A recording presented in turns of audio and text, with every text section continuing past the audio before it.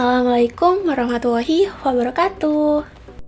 Halo semuanya, kami dari kelompok 5 yang terdiri dari Sriwijayanti Setiaputri, Nurul Musyafirawati, Erlangga Yudhistira, Rifki Pangestu, dan Rian Fadli Kantona. Hari ini kita akan membahas sesuatu yang menarik banget, yaitu penyimpangan yang terjadi pada masa demokrasi terpimpin di Indonesia. Jadi, tonton sampai habis ya.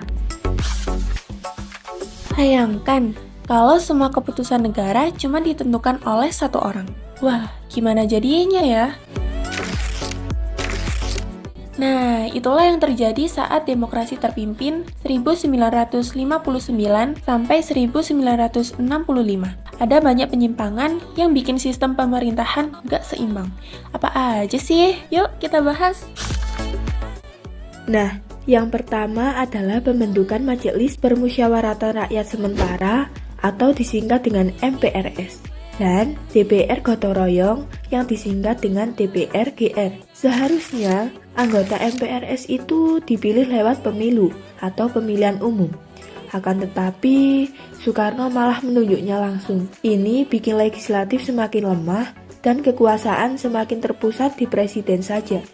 Padahal, dalam sistem demokrasi itu, legislatif harusnya berperan sebagai pengawas eksekutif. Nah, jadi gimana nih menurut kalian? Adil atau enggak?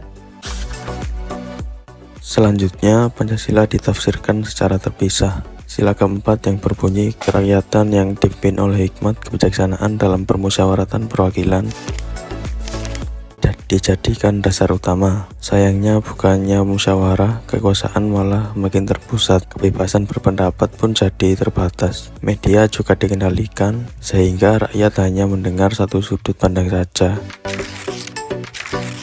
Kebayang nggak kalau kita nggak bisa ngomong bebas seperti sekarang? Yang terakhir ada konsep Nasakom atau bisa disebut nasionalisme, agama, dan komunisme. Soekarno ingin menyatukan berbagai ideologi politik agar bisa berjalan bersama. Tapi sayangnya bukannya menyatukan, malah bikin ketegangan makin tinggi. Kelompok yang berbeda pandangan jadi saling curiga. Akhirnya konflik pun nggak bisa dihindari, terutama antara militer dan PKI.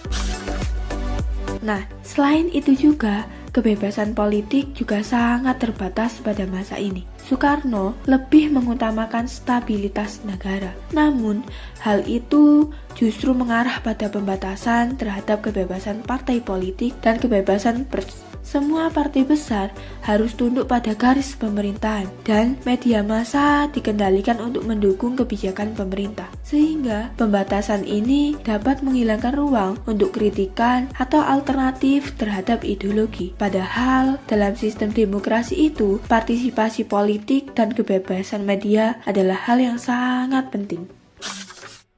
Yang tak kalah menarik, militer juga semakin terlibat dalam politik pada masa demokrasi terpimpin. Keterlibatan militer yang berlebihan ini membuatnya menguasai banyak posisi strategis dalam pemerintahan. Meskipun militer memiliki peran penting dalam menjaga stabilitas negara, keterlibatan mereka dalam urusan politik sipil menyebabkan pergeseran dari sistem pemerintahan yang lebih demokratis dan sipil. Ini juga mengarah pada ketidakseimbangan dalam pembagian kekuasaan.